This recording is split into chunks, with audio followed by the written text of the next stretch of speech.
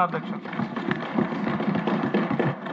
ఇప్పుడు మానవ వనరుల శాఖ మంత్రులు, ఐటీ శాఖ మంత్రులు నారా లోకేష్ గారు.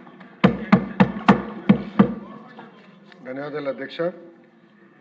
అధ్యక్ష, నా ప్రసంగం ప్రారంభించే ముందల మనందరం కలిసికట్టుగా నినాదాలు చేయాలి. జై అమరావతి, జై జై అమరావతి. అధ్యక్ష, మనందరం అమరావతి రైతులకి శిరసు ఉంచి నమస్కరించాల్సిన అవసరం ఉంది.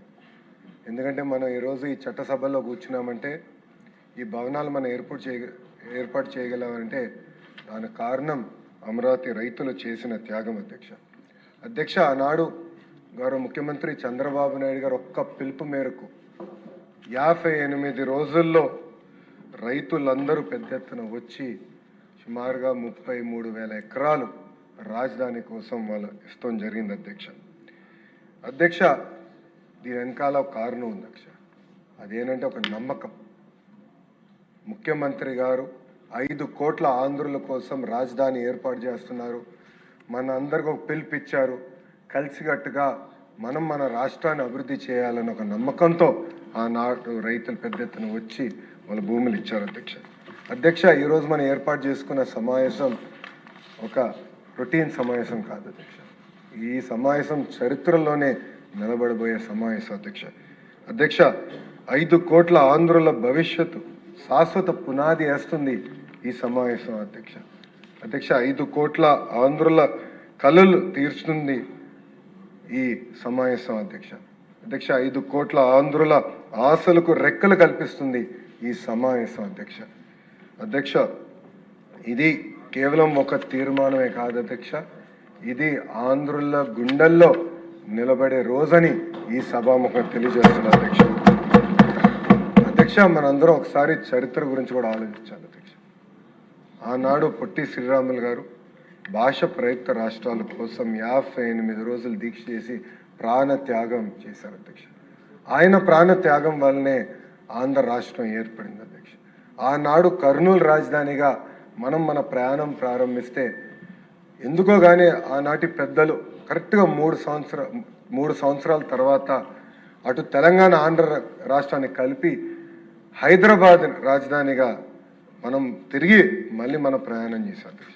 అధ్యక్ష, 58 సంవత్సరాలు తెలుగు వాళ్ళందరూ కలిసికట్టుగా హైదరాబాద్ని అభివృద్ధి చేశారు అధ్యక్ష. నేను కూడా పుట్టి పెరిగింది హైదరాబాద్లో అధ్యక్ష. హైదరాబాద్లో ఉన్న ప్రతి గల్లీ నాకు తెలుసు అధ్యక్ష. ఎందుకు చెప్తున్నానంటే ఒక ఎమోషనల్ అటాచ్మెంట్ అనేది మనందరికీ ఏర్పడుతుంది అధ్యక్ష.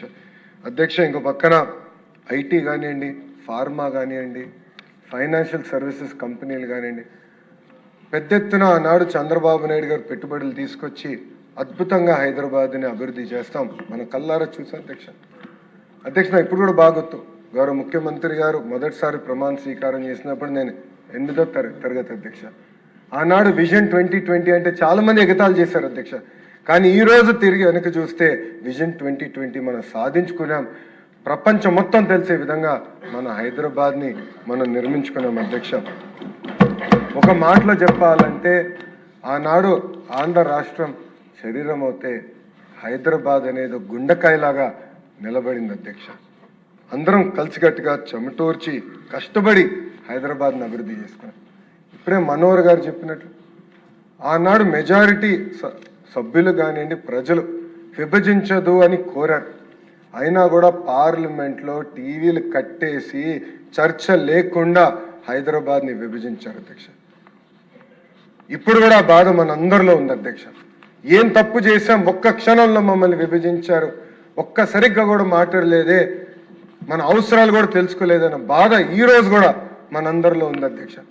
ఒక రాష్ట్రానికేమో రాజధాని ఉంది, సచివాలయం ఉంది, అసెంబ్లీ ఉంది, మంత్రులు పనిచేసడానికి భవనాలు ఉన్నాయి, మంత్రులు ఉండేదానికి భవనాలు ఉన్నాయి అధ్యక్ష. ఇంకొక రాష్ట్రానికి కనీసం రాజధాని ఎక్కడ ఉండాలో కూడా ఆనాడు చెప్పలేదు అధ్యక్ష. ఈ రోజు కూడా బిల్ వల్ల మనందరూ ఇబ్బంది పడుతున్నాం. షెడ్యూల్ 9, షెడ్యూల్ 10లో ఉన్న సంస్థలు కూడా ఇంకా విభజించలేని పరిస్థితిలో మనందరం ఉన్నాం అధ్యక్ష.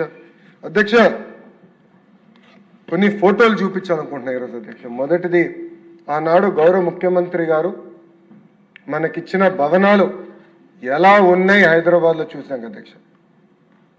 ఆనాడు మన ప్రయాణం ఇలా ప్రారంభించాం అధ్యక్ష.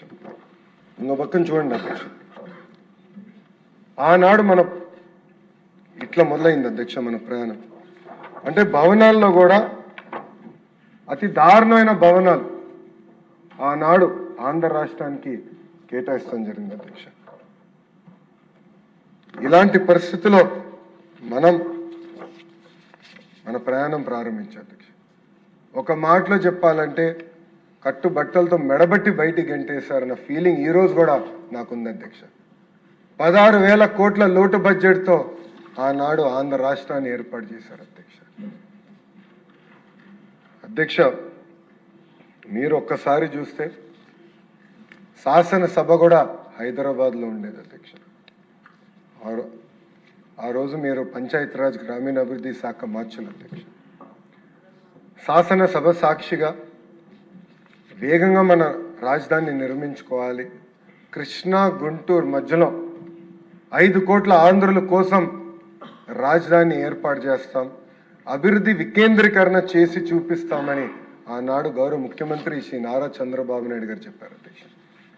అధ్యక్ష, ఆ రోజు ప్రతిపక్షంలో ఉన్న జగన్మోహన్ రెడ్డి గారు నుంచుని ఇప్పటికీ చిన్న రాష్ట్రం అయ్యాం, ప్రాంతీయ విద్వేషాలు నేను రెచ్చగొట్టేదానికి సిద్ధంగా లేను, అందుకే అమరావతికి సంపూర్ణ మద్దతు తెలుపుతున్నానని చెప్పారు అధ్యక్ష. అధ్యక్ష, ఆనాడు జనసేన పార్టీ కానివ్వండి, భారతీయ జనతా పార్టీ కూడా ముందుకొచ్చి ఎస్ అమరావతి శాశ్వత రాజధాని ఉండాలి, మా మద్దతు కూడా తెలుపుతున్నామని ఆనాడు చెప్పడం జరిగింది అధ్యక్ష. అధ్యక్ష, అమరావతి అనేది కేవలం ఒక భూమి కాదు, ఒక ఎమోషన్. రైతుల త్యాగంతో ఏర్పడింది ఈ అమరావతి. 58 రోజుల్లో సుమారుగా 35,000 ఎకరాలు రైతులు స్వచ్ఛందంగా వచ్చి వాళ్ళ భూములు ఇచ్చారు అధ్యక్ష. అధ్యక్ష, రైతుకి భూమి అనేది కేవలం ఒక ఆస్తి కాదు అధ్యక్ష. ఒక మాటలో చెప్పాలంటే అది వాళ్ళ జీవితం, వాళ్ళ గుర్తింపు, వాళ్ళ భవిష్యత్తు అధ్యక్ష. అలాంటి భూమి ఆంధ్రుల కోసం ఆనాడు రైతులు ఇచ్చారు అధ్యక్ష. అధ్యక్ష, చాలామంది అంటే ప్రతిపక్షంలో ఉన్న చాలామంది కూడా ఆనాడు రాజధాని గురించి కులాలు తీసుకొచ్చారు అధ్యక్ష. ఏదో ఒకే కులానికి మొత్తం ఇస్తున్నాం అని ఆనాడు అనేక ఆరోపణలు చేశారు అధ్యక్ష. మా బుచ్చే తాత గారు ఈరోజు చాలా స్పష్టంగా దానిపైన కూడా సమాధానం ఇచ్చారు అధ్యక్ష. అధ్యక్ష, ఒక దళిత రైతు గురించి చెప్తున్నాను అధ్యక్ష.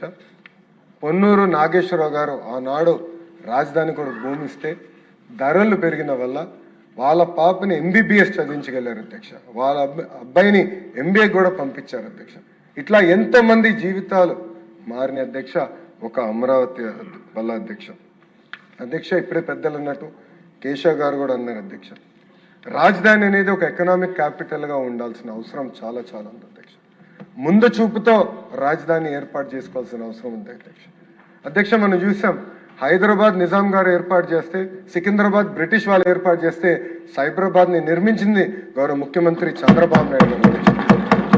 ఒక ముందు చూపుతో, ఒక విజన్తో ఈరోజు ఢిల్లీ పడుతున్న పొల్యూషన్ కష్టాలు కానీ, బెంగళూరు పడుతున్న ట్రాఫిక్ కష్టాలు ఉండకూడదు, పర్ఫెక్ట్ ఎకోసిస్టమ్ ఏర్పాటు చేయాలి, రోడ్లు అనేది ప్రపంచం మొత్తం ఆశ్చర్యపడే విధంగా మనం ఏర్పాటు చేయాలనే లక్ష్యంతో ఆనాడు ప్లానింగ్ ప్రారంభించారు అధ్యక్ష. అధ్యక్ష, ఒక్కసారి మనం చూస్తే 2014-19 మధ్యన అధ్యక్ష గౌరవ మంత్రి నారాయణ గారు చెప్పినట్లు ఆనాడు సింగపూర్ ప్రభుత్వాన్ని ఒప్పించి తీసుకొచ్చి మనం మాస్టర్ ప్లానింగ్ చేసాం అధ్యక్ష. సింగపూర్ ప్రభుత్వాన్ని కూడా ముందు చూపుకుంటున్న అధ్యక్ష. వాళ్ళు కూడా వాక్ టు వర్క్ మోడల్ పాటిస్తారు అధ్యక్ష. అద్భుతంగా టౌన్ ప్లానింగ్ అనేది వాళ్ళ దగ్గర నుంచి ప్రపంచం మొత్తం నేర్చుకునే పరిస్థితి అధ్యక్ష. అలాంటి సింగపూర్ తీసుకొచ్చి మాస్టర్ ప్లానింగ్ చేస్తాం జరిగింది అధ్యక్ష. ఇప్పుడు గౌరవ మంత్రి నారాయణ గారు చెప్పినట్లు ప్రపంచంలోని one of the best architect Norman ఫాస్టర్ని తీసుకొచ్చి సచివాలయం కానివ్వండి, హైకోర్టు కానివ్వండి, అసెంబ్లీ డిజైన్స్ మనం చేసుకుంటూ కూడా ఆనాడు జరిగింది అధ్యక్ష. అంతేకాకుండా అధ్యక్ష, కేవలం ఒక అమరావతి కాదు, అభివృద్ధి వికేంద్రీకరణ చేసి చూపించింది గౌరవ ముఖ్యమంత్రి చంద్రబాబు నాయుడు గారు అధ్యక్ష.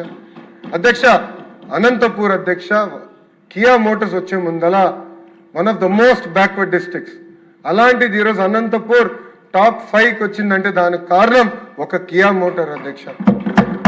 పంటలు పడిన జిల్లాలో ఏకంగా కార్లు తయారు చేసే పరిశ్రమలు ఆనాడు తీసుకొచ్చారు అధ్యక్ష. అది కూడా ఒక విజన్తో చేశారు. కియా మోటార్సే కాదు, కియా అనుబంధ సంస్థలు తీసుకురావాలి, మొత్తం ఎకో సిస్టమ్ రూపొందించాలని చేశారు అధ్యక్ష. అధ్యక్ష, రాయలసీమలోనే మొత్తం పాదయాత్ర చేశాను అధ్యక్ష. నేను ఆనాడు గౌరవ ముఖ్యమంత్రి గారు చేసిన హార్టికల్చర్ మిషన్ నేరుగా చూశాను అధ్యక్ష.